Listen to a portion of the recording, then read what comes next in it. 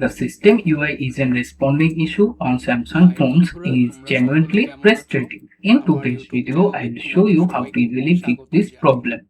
When this message pop up, you might usually click the wait option. However, it often reappears on your screen after just a few moments.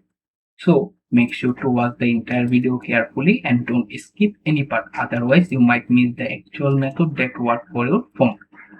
First, head over to your phone settings. Once settings is open, scroll down a bit. There you will find an option called apps. So tap on it to open it. Once you are in the apps menu, you will see a 3 lines menu icon in the middle row of the screen. Tap on it to open it. From there, locate the show system apps option. It will be turned off by default. Simply toggle it on and tap OK to confirm. Now you will see a search icon at the top right corner. Tap on it and type System UI. The System UI option will appear on your screen. Tap on it to open it. Once it's open, scroll down and go to the storage option. There you will find an option called Clear Cache. Tap on it to clear the cache.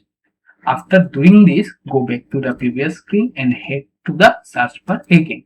This time type Play Services. The Google Play Services option will pop up. Tap on it to open it. Once open, scroll down again, find the storage option and open it. Just like before, you will see a clear cache option in the bottom row. Tap on it to clear the cache here as well. Once that's done, return to your phone's home screen. Now press and hold the power button and the volume down button at the same time for about 10 to 15 seconds. Keep holding them until the phone vibrates and the Samsung logo appears on the screen. Do not release them before that. Now wait for the phone to restart completely. Once your phone boots up, this issue should be fully resolved and that annoying system UI message won't bother you again. If you found this video helpful, please subscribe to our channel, give it a like and feel free to share it with your friends. Thank you and see you in the next video.